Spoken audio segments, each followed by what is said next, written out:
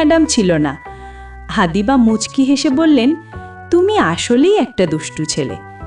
আমি কৌতূহল ভঙ্গিতে বললাম, ও মা, এটা জানলেন কি করে? তিনি জিজ্ঞেস করলেন, কোনটা? আমি হাসতে হাসতে বললাম, এই যে আমাকে দুষ্টু বললেন, এটা তো আমার নিকনেম। আদিবা হেসে বললেন, পাগল একটা। হেসে হেসেই ও চলে গেল। আমরাও কিছুক্ষণ পর যে যার বাসায় চলে এলাম। বিকেলে ফুপিমণির সঙ্গে আমি আর আম্মু তার বাসায় গেলাম। কিন্তু ওখানে গিয়ে যা দেখলাম, বিশ্বাস করুন রাসেল ভাই, আমি ওটার জন্য একদমই প্রস্তুত ছিলাম না। আমরা বাসার ভিতরে ঢুকতেই একটা মেয়ে এসে আম্মুকে জড়িয়ে ধরল, আর আমি অসহায়ের মতো দাঁড়িয়ে তা দেখতে লাগলাম। মনে মনে ভাবলাম, আমাকে একটু জড়িয়ে ধরলে কি এমন ক্ষতি হতো? মেয়েটা আম্মুকে ছেড়ে আমার দিকে ঘুরে দাঁড়াতেই আমি একেবারে বোকা বনে গেলাম। আয় হায়, আমি কাকে দেখছি? এটা কি করে সম্ভব? আমার ফুফাতো বোন তো আদিবা, আর এই মেয়েটাও সেই একই আদিবা। তাহলে নতুন ম্যাডাম মানে আদিবা আমার ফুফাতো বোনই। ফুপি বললেন, আদিবা, এই হচ্ছে আদিব। আদিবা আমার দিকে তাকিয়ে শুধু বলল, আপনাদের মনে যদি প্রশ্ন আসে, এই আদিবা আবার কে? আমাদের ভার্সিটির নতুন ম্যাডাম, ঠিক সেই মেয়েটা যাকে নিয়ে এত কাণ্ড। ও আমার ফুফাতো বোন। আসলে ওকে শেষ দেখেছিলাম 5 বছর আগে। তারপর পড়াশোনার জন্য বিদেশে চলে গিয়েছিল, এই জন্যই প্রথমে চিনতে পারিনি। ফুপি ডাকলেন, আদিবা। আদিবা বলল, জি আম্মু। ফুপি বললেন, ওকে তোর রুমে নিয়ে যা। এ কথা বলেই ফুপি ভেতরের দিকে চলে গেলেন। আম্মুকেও আর সামনে দেখলাম না। অল্পক্ষণ চুপ করে দাঁড়িয়ে থাকার পর আদিবা বলল, এই চল। আমি আস্তে করে বললাম, তারপর আদিবার সঙ্গে ওর রুমে ঢুকলাম। রুমটা দেখতে বেশ সুন্দর, তবে আদিবার মতো এত সুন্দর না। সে বলল, এখানে বসো, আমি ফ্রেশ হয়ে আসছি। আমি বিছানায় বসে পা দোলাতে দোলাতে আদিবার কথাই ভাবছিলাম। মনে মনে ভাবলাম, ও যদি আম্মুকে আমার কোনো দুষ্টুমির কথা বলে দেয়, তাহলে তো মহা বিপদ। এসব চিন্তা করছি ঠিক তখনই আদিবা বাথরুম থেকে বেরিয়ে এসে বলল, কি ভাবা হচ্ছে শুনি?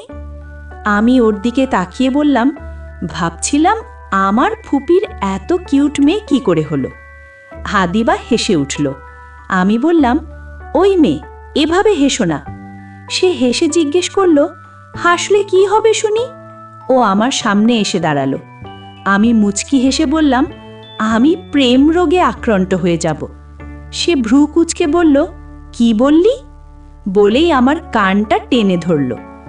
আমি কোকিয়ে উঠলাম, আরে রাখছে তো, ছাড়ো। সে হু বলে মুখ ফিরিয়ে নিল।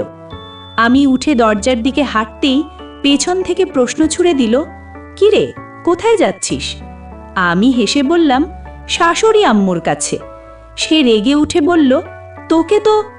আমি হেসে বললাম, কি দিবা জানি, এখন দিও না, শাশুড়ি আম্মু চলে আসবে।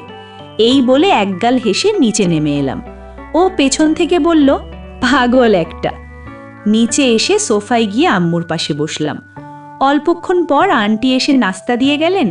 আমরা নাস্তা খেতে খেতে গল্প করছি, ঠিক তখনই আদিবা এসে আম্মুর পাশে গিয়ে বসল। ফুপি আমাকে জিজ্ঞেস করলেন, আদিব, তোমার ফুপির বাসা কেমন লাগছে? আমি বললাম, ভালো।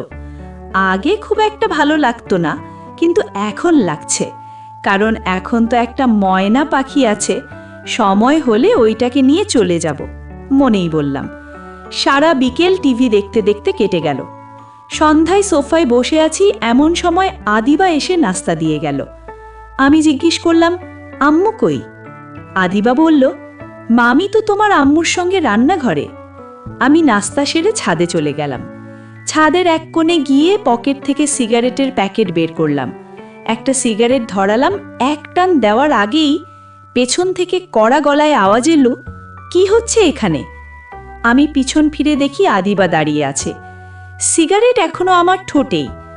আমি হক্কচকিয়ে বললাম, ওই আসলে। সে ভ্রু কুঁচকে বলল, এসব ছাইপাশ খাও কেন? আমি কাঁধ ঝাঁকিয়ে বললাম, এমনি।